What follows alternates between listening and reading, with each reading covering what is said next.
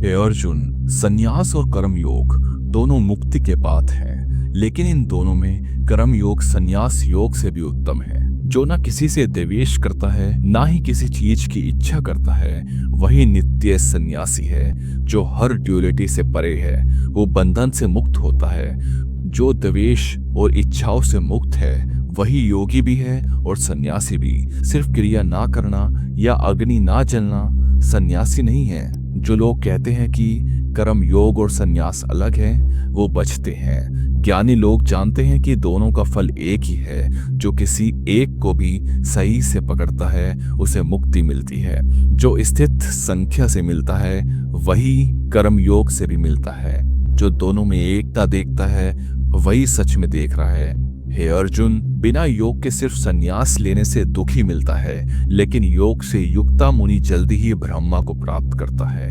जो योग में स्थिर हैं, जिनका मन शुद्ध है, जिनका जीवन नियंत्रित है और जो सब में अपने आप को देखता है, वो कर्म करते हुए भी कर्म से लिपित नहीं। योगी सोचता है, मैं कुछ भी नहीं करता, चाहे देखना हो, सुनना, छूना, खाना, चलना, सोना या सांस लेना, सब उससे होता है। मैं करता नहीं हूँ। चाहे बोलना हो, देना हो, लेना हो, आंखों का खुलना बंद होना, योगी जानता है सब इंद्रियां अपने विषयों में व्यस्त हैं।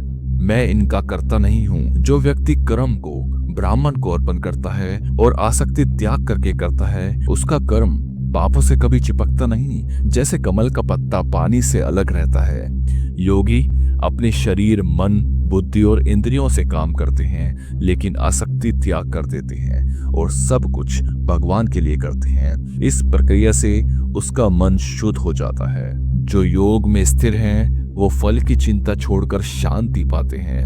जो योग में स्थिर नहीं है, वो फल के लिए काम करते हैं और बंधन में पड़ जाते हैं। जो योगी सब कर्म को मन से त्याग देता है, वो अपने नाद्वार वाले शरीर में रहता है। कुछ करता भी नहीं, करवाता भी नहीं, न ईगो करता है, न दूसरों को ब्लेम।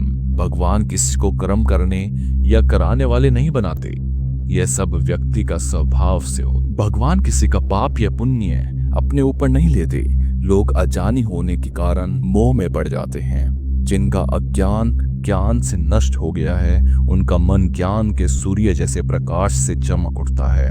जिनकी बुद्धि, जीव, श्रद्धा और निष्ठा सब भगवान में स्थिर है, वो ज्ञान से पाप मुक्त हो जाता है और पुनर्जन्म से छूट जाता है।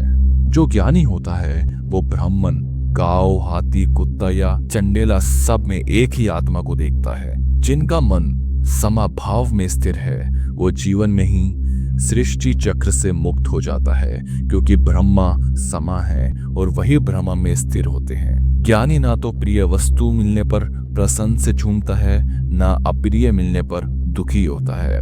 वो स्थिर बुद्धि वाला मोह से मुक्त ब्रह्मा में स्थिर होता है। जो योगी बाहरी विषयों में आसक्त नहीं है और जो अपने आप में सुख पाता है, वो अक्षय सुख को प्राप्त करता है। जो सुख इंद्रियों के स्पर्श से मिलता है, वो दिखने में मधुर, लेकिन असली में दुख का बीज होता है और अंत में खत्म हो जाता है। ज्ञानी व्यक्ति उनमें रुचि नहीं लेता। जो व्यक्ति मरने से पहले काम और क्रोध के वेगा को रोक लेता है, वही योग में युक्ता और सुख में जीवन जीने वाला होता है। जो व्यक्ति अंदर से ही सुखमित है, अंदर से ही रमता है और जिसका प्रकाश भी अंदर से ही है, वही योगी ब्राह्मण में विलीन होता है।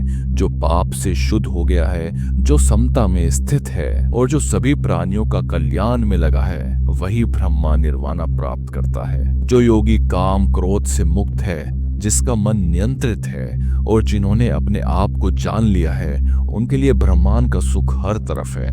जो योगी बाहरी विषयों से मुख मोड़ लेता है, अपनी दृष्टियों को बुरी कुति के बीच लगाता है और अपनी सांस के आवागमन को नियंत्रित करता है, वही ध्यान में स्थिर होता है।